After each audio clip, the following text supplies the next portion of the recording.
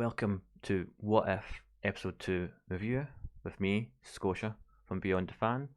And I've got my notes and I've got my coffee today as well.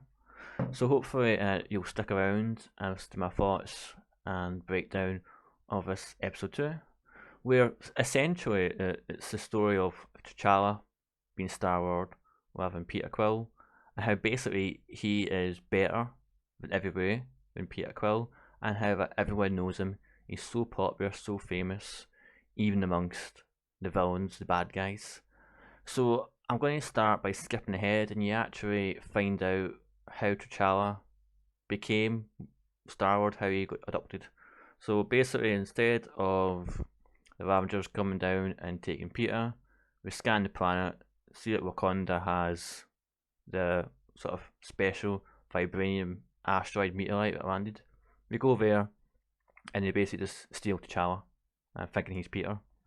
And straight away, I've got a whole issue with, so this is T'Challa, the prince, the future Black Panther, and there's no real setup of him like escaping. I mean, did he run away first and get abducted? All you really see in the episode is T'Challa speaking to his dad, saying, he wants to explore beyond the kind of confines of Wakanda. But that's about it. You see him running through like the kind of holographic shield cloaking device that the Wakandans use to keep hidden, and then it basically gets adopted straight away from there. So where was his security? Where was all his bodyguards, all his protection? As I say, he's a future Black Panther here. It seems quite easy for him just to escape, not just the city, but it seemed like the whole country of Wakanda and get beyond the shields for that.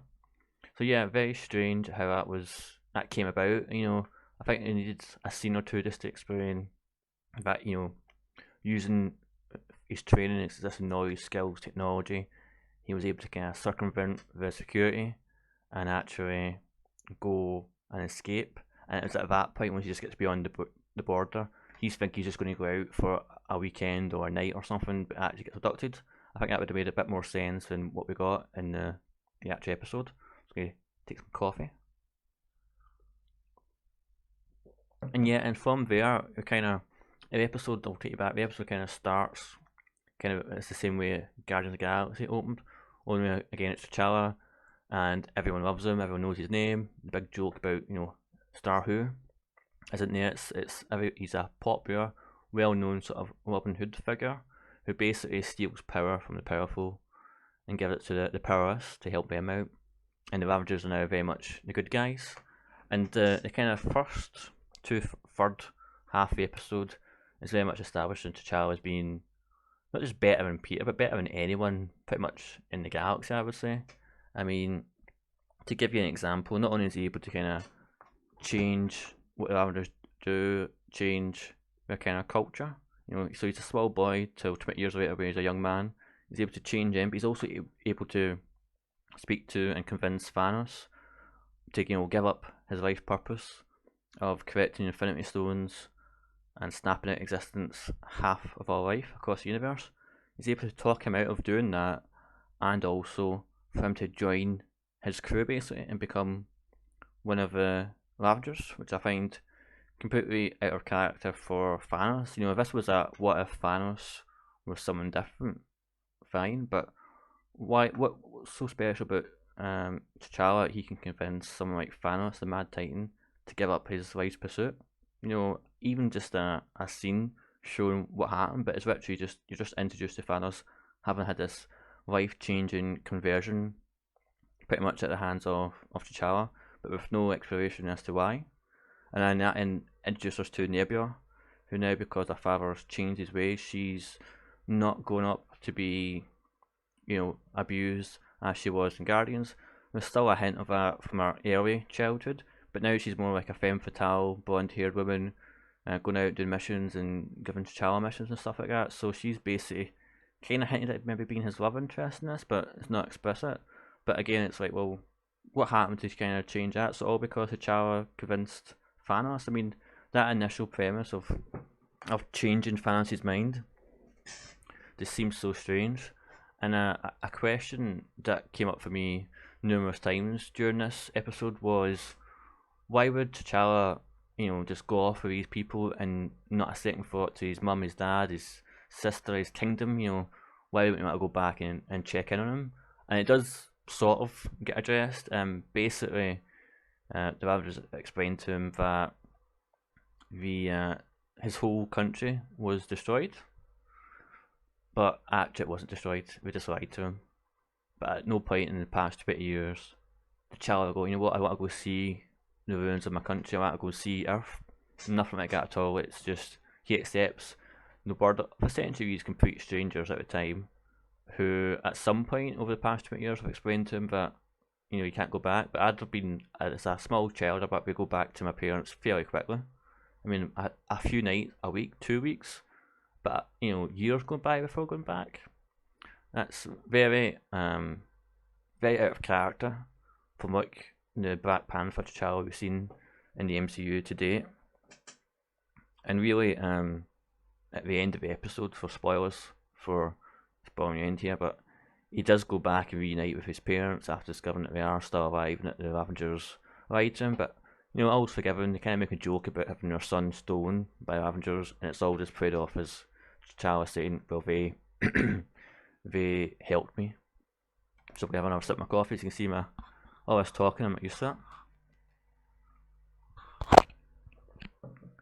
So yeah, I'm disappointed with this episode overall. Not because it was necessarily bad, it felt like a very confusing story that didn't really make much sense. The things they were asking me to accept were just too incredible without proper explanation. I just couldn't really accept that was going on. There's lots I've not talked about yet, so the main villain of this episode is a character. He's wanting T'Challa as part of his correction. T'Challa actually goes there to kind of steal some magical space seeds that will help regrow life on dead planets. And whilst he's fighting the character, you see that the character's actually got Cap's shield, he's got Mjolnir, he's got Loki's headdress, he's got Hela's headdress. So at this point, the character has kind of took the place of Thanos, because T'Challa has convinced Thanos to turn over a new leaf and become a good guy. Characters must have defeated the Avengers or stolen their gear. So what happens to Earth? But Earth seems okay when we cut back to the Wakanda at the end of the episode. So yeah, it's a bit of a strange one, that. I get the premise that if one thing changes, but it actually seems as if multiple things have to change first, and it's these correctional changes that then produce this new universe, rather than just being one change that kind of dominoes. There's things that have changed here that I think are beyond just whether or not it was T'Challa that became Star-Lord. And even just calling him Star-Lord is like, well, that was Peter's name, so why would he still be called Star-Lord? Do they both have the same idea? Is that what we're supposed to think here? And speaking of Peter, just another spoiler alert. The kind of, I wouldn't say the post-credits scene, it's more like an end tag before the credits, is Kurt Russell's character Ego, the Living Planet, showing up and confronting Peter, who's like some sort of restaurant worker in some Denny's, I think it is, in America, and setting up the idea that Ego is going to convince Peter to work with him, because Peter doesn't have the Guardians. It's going to work this time and take over the planet and the galaxy, etc. It'll be interesting to see if that particular plot point is picked up in a future episode. I know from the trailers that T'Challa will appear in at least 3 more episodes. Whether that's in season 1 or season 2, I don't know. But from the trailers, you definitely see this idea of the Guardians of the Multiverse coming across. So yeah, that's my thoughts on it all. Again, I'd give this a 6 out of 10.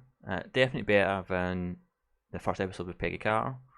Not I don't like Peggy Carter, it's just that the whole Captain Carter thing didn't work for me. It was a rehash of Captain America, a reskin. But this was definitely an improvement, but not much of one. And I'm looking forward to seeing where we go, because I'm hoping they kind of do tie it all together. But so far, my hopes are pretty low it'll be any good, or it'll be decent. And if you do like my channel, if you do like the video, please do leave a like and a comment. It'd be very helpful. If you don't like it, well, thank you for listening, and please do share how I can make things better. You can follow me here on Instagram, on Twitter, and of course like and subscribe to the channel itself. And on that note, I'll wish you farewell and see you next time for the next video. Take care now.